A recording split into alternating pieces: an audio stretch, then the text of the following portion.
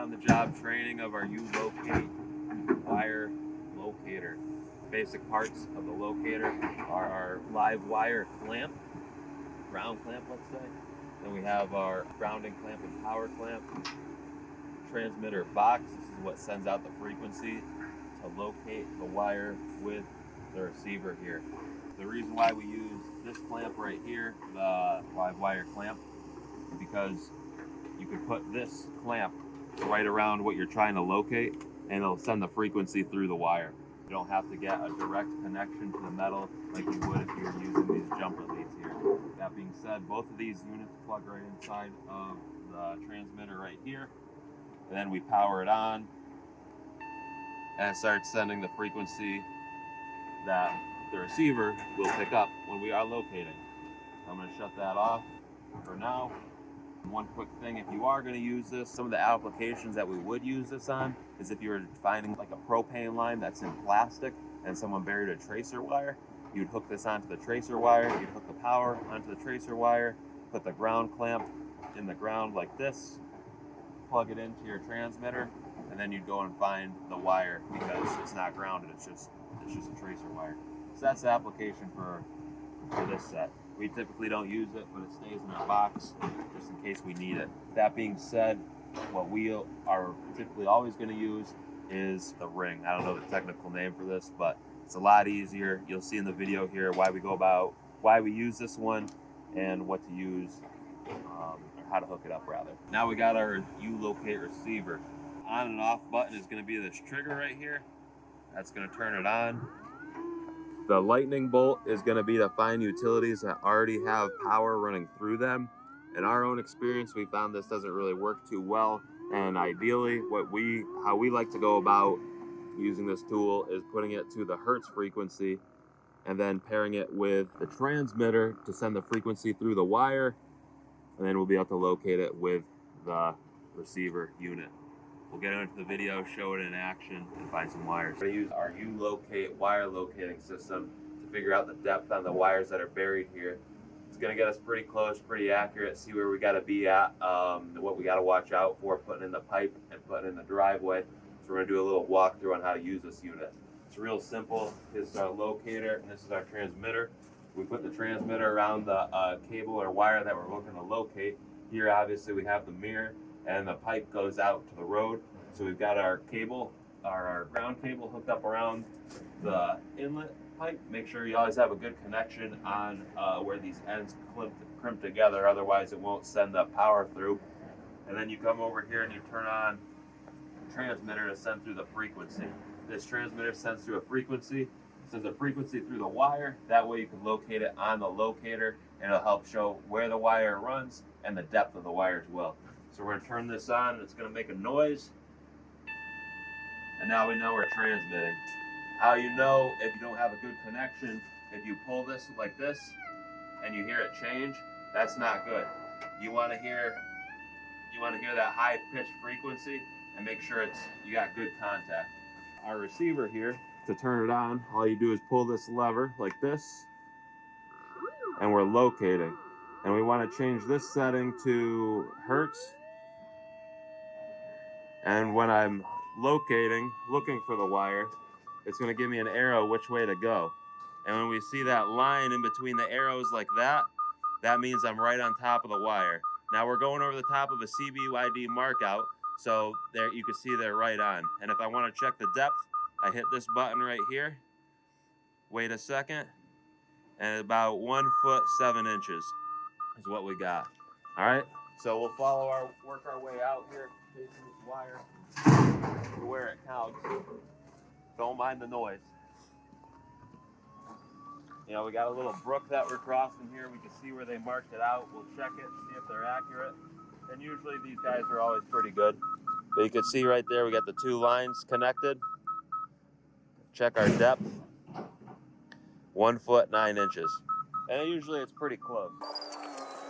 Now the best way to verify is to always hand dig, so this gets you close and we're going to hand dig it, make sure that, that depth is accurate. So it's a lot easier to hand dig it, to take the time to locate it by hand than it is to rip it out of the ground and, cause a big headache.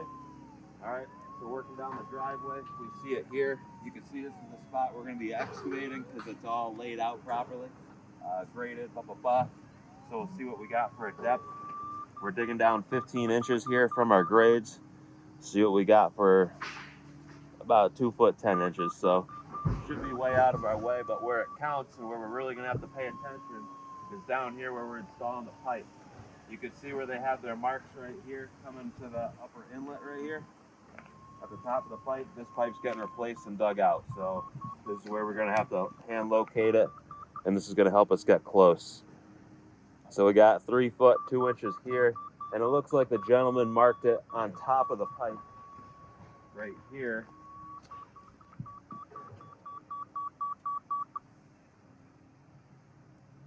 And we got 3 foot 4 inches. So what I could do now is I could set my laser right on the top of here and go down 3 foot 4 inches with a laser and see if we're going to be anywhere near it. We'll do the cable wire next, but right now we're talking power. While we're on the subject of power, we're in Woodage Lake right now where all the utilities are buried underground. We have no overhead utilities, no poles, nothing like that. So everything comes underground here. Where we cross the street, we're right on their line. They're pretty good. 3 foot 5 inches. And we're gonna go check out that box over here. This pole box.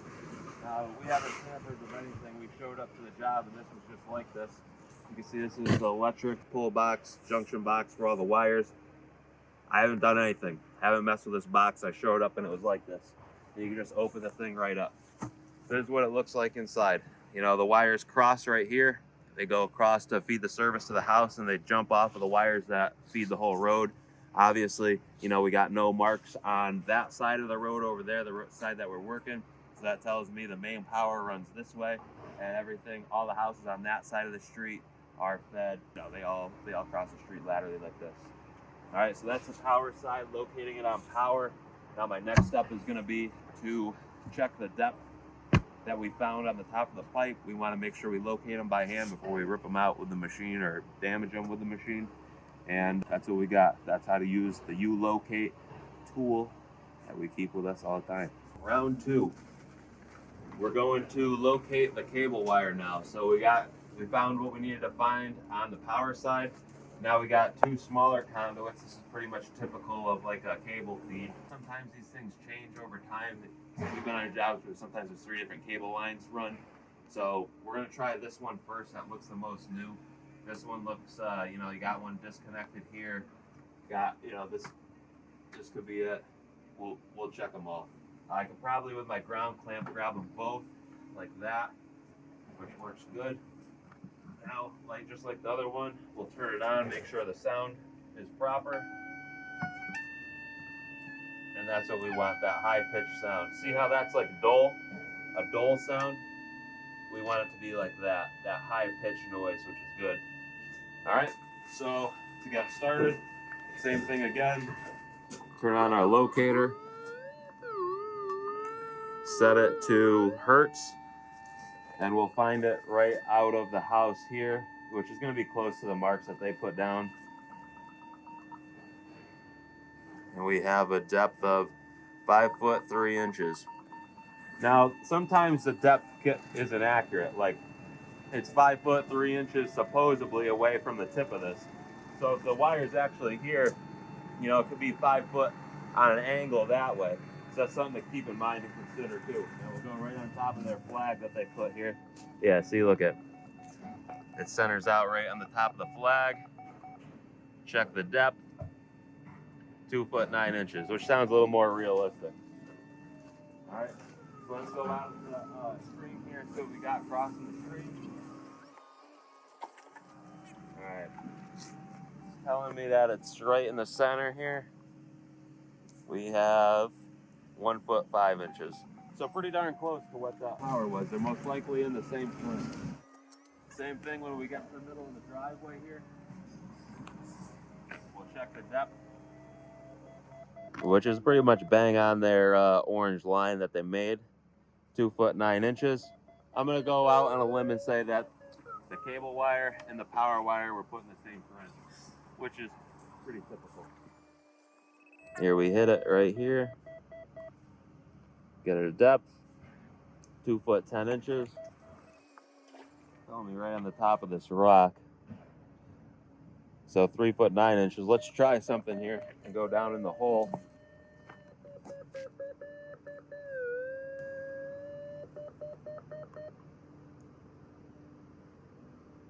Eight foot. Yeah, see, that's not too accurate. I think it's a proper way to use this thing. I'm not an expert. Not an expert. I think the proper way to use this is you want to have it plumb like this.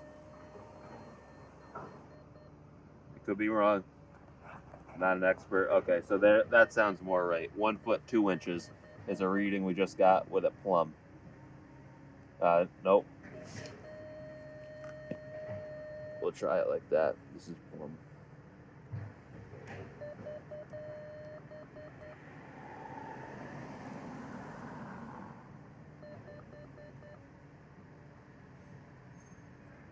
This is going to require some hand digging, but we know the wire runs right through here, roughly. Now on the other side of the ditch, see if we could find it here. 3 foot 8 inches. Now on communications, you'll see, again, this is everything here is, you're safe to cross the road, Richard. My good cameraman, paying attention to what's going on. Mr. Rich, thank you. All of the wire, like we talked about, is all buried underground. All of the communications typically go to pull boxes like this. I haven't even tried pulling this one off yet. This is how it sits as we find it. I'm not gonna mess with that too much, but however they join everything together is how they go about doing it. Not my job. That aside, we'll just find it here for examples. Make sure we switch back to hertz.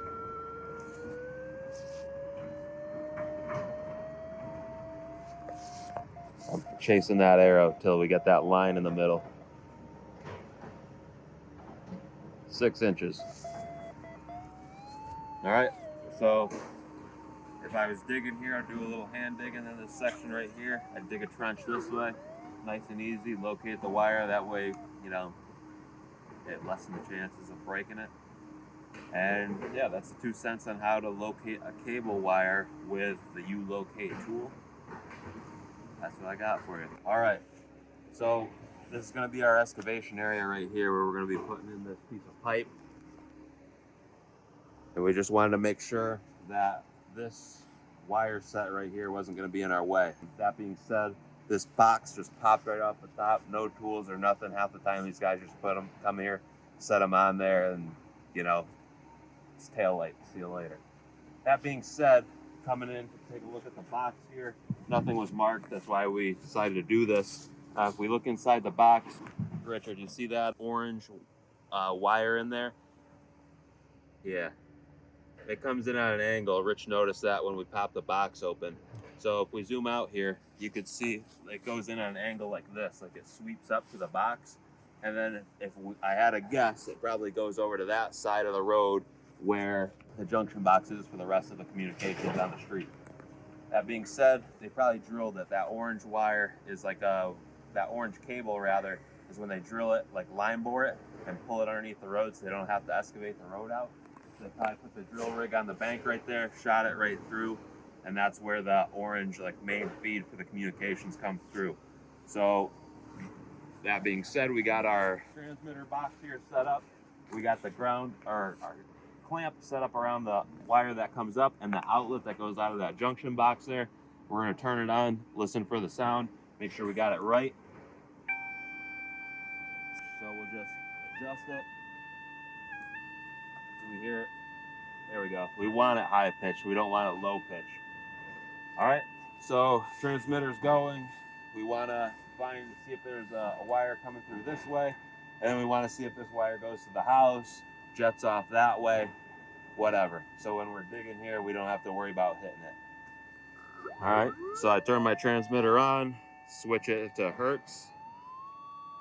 And look at that, we're already getting a hit. So the arrow's telling me to go this way. I'm gonna listen to it. Keeps getting louder right there. See what we got for a depth. 1 foot 7 inches. All right, we'll go back here just to kind of verify where we're at. right here. 1 foot 7 inches. All right, so we're on top of it here. Telling me to go back this way a little bit.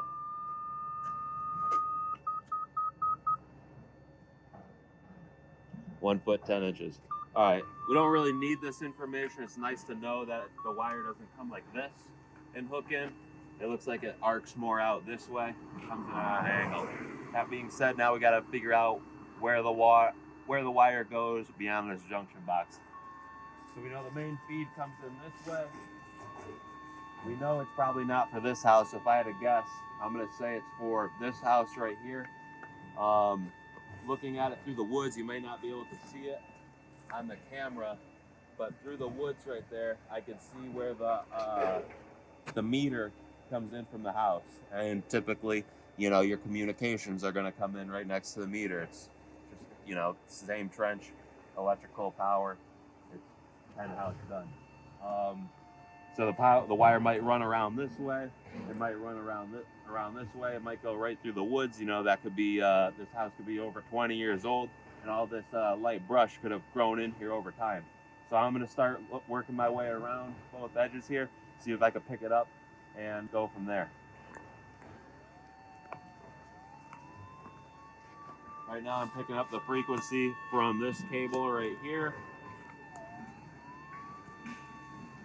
I'm getting a strong signal now. It's telling me to, which way was it telling me? Go back this way. Keeps getting stronger. Step on some of this brush here. This thing is just about screaming now. See what we got?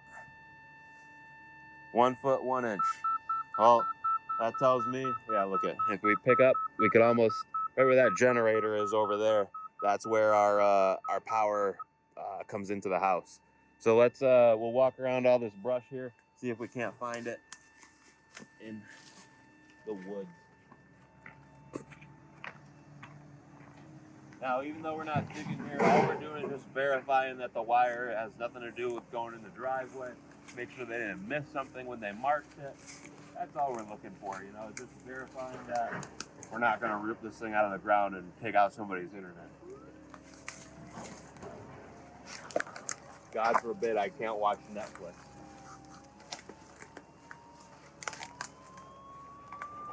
Here we go. Right here. 7 inches. All right, right here. I'm gonna go out on a limb. If I had to guess, all this small brush here wasn't here about however many years ago this house was built. Yeah, that concrete looks relatively old on the side of the house. They dug the trench right up through here, and this is just grown in through now. Grown in since they put in the trench. So nothing to worry about with that box for what we're doing today. And our next step is gonna be to hand locate the cable wire and power wire where we're installing the pipe. That's what we got. Thank you, Richard. All right, this is how you pack your unit back up properly. We take out our clamp, take our receiver, which is shut off. Receiver goes in this middle box right here. Make sure we put the instructions back where they go. Ground clamp goes on the bottom here. We always keep some spare D batteries. When you use the last D batteries or double A's, make sure you replace them. That way when you need them, you got them. Ground clamp goes in this middle pouch right here. Everything gets wound up nice, organized. And the reason why we're making a video on how to pack this thing up is because if you put it in there, this trigger could get pulled and it could like stay on in the box. So they actually do have a nice setup for this. You slide the receiver in like this, and the receiver goes down like so into this little pouch on the side here. The AA batteries sit, and then it's really difficult for that switch to get turned on while it's stored. All right, and you zip it up and go on your way.